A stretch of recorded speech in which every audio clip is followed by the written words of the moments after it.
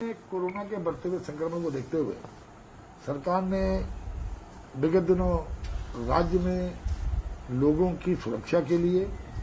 और कोविड की जंग को जीतने के लिए राज्य में एक कोविड कर्फ्यू लागू किया था, जिसकी मियाद कल सुबह समाप्त हो रही है। तो आज उच्च स्तरीय बैठक में मुख्यमंत्री जी की अध्यक्षता में तय हुआ है कि इस द्वितीय फेज में हम लोगों ने राज्य में 18 तारीख से लेके 18 तारीख सुबह 6 बजे से 25 तारीख सुबह 6 बजे तक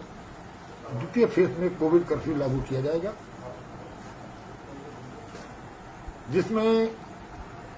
विगत जो एसओपी थी उससे इतर कुछ व्यवहारिकता की दृष्टि को देखते हुए कुछ परिवर्तन किए गए। मसलन सरकार का निवेदन है, तमाम बार सरकार ने अपील की है कि हालात को देखते हुए शादियों को स्थगित कर लिया जाए।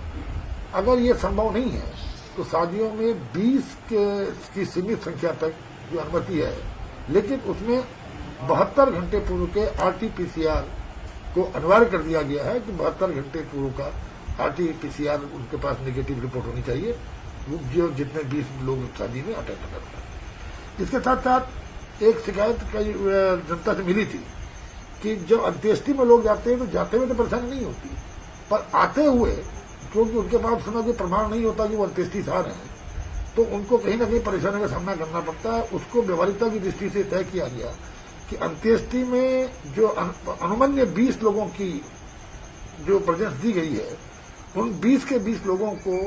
ई पास निर्गत किया जाएगा ताकि उनको किस व्यवहारिकता की दृष्टि से कोई परेशानी न हो। तीसरा, कई शिकायतें आई थी कि जो मरीज हैं, जो इन्फेक्टेड, जो संक्रमित लोग हैं, उनके तीमारदारों को बड़ी परेशानियां हो रही हैं, जगह जगह उनको रोका टोका जाता है। उनके लिए यह अनिवार्य कर दिया गया कि जो हमारे कोविड पेशेंट्स हैं या अस्पताल में जो मरीज हैं,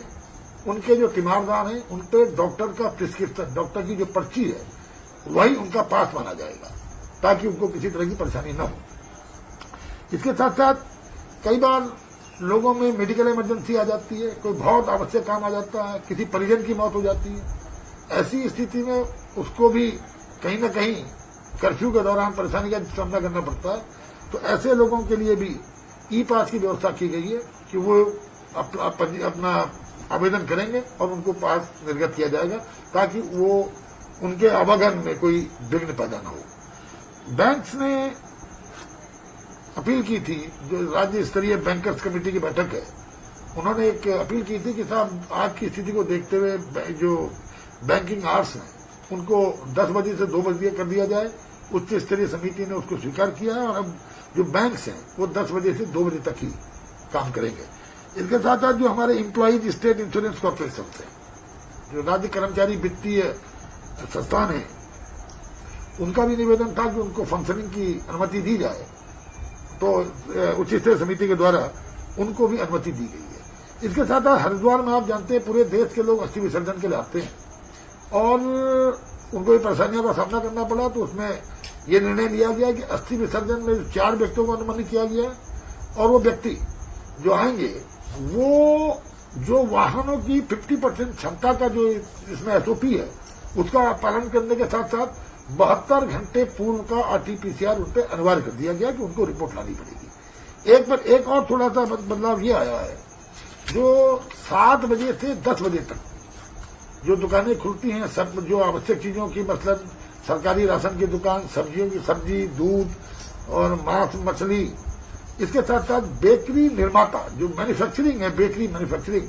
उनको भी प्रतिदिन 7 बजे से 10 बजे तक अलाउ किया गया है। और जो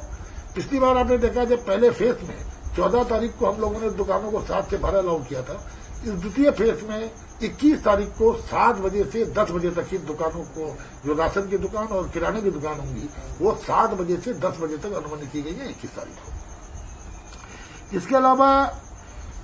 जो हमारे जो उत्तर प्रदेश की सीमाओं से उत्तराखंड के अंदर जिनका आना जाना है, उत्तराखंड के रहने वाले, उनको पास की आवश्यकता तो नहीं होगी। मतलब जैसे कोई नैनीताल से उत्तर प्रदेश के बॉर्डर को क्रॉस करके देहरादून आ रहा हो, हरिद्वार जा रहा हो, पहाड़ टिहरी चमोली उत्तरकाशी जा रहा हो, या कोई टिहरी चमोली उत्तरकाशी देहरादून हरिद्वार से अगर वो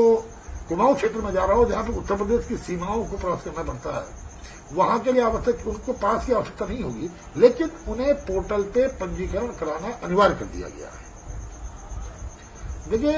ये सब कुछ जो निर्णय लिए गए हैं, इन निर्णयों के पीछे कुल मिलाकर जनता की सुरक्षा की भावना है, क्योंकि किसी चेन को तोड़ने के लिए कम से कम 14 दिन की आवश्यकता होती है। और इस जो पहला फेज था, इसके पिछले 4 दिनों से आप देख रहे हैं सुखद परिणाम आने लगे हैं। और ऐसी स्थिति में इस कोरोना जंग को जीतने के लिए आवश्यक है कि लोग भारत सरकार की जो एसओपी है उसका अनुपालन करें,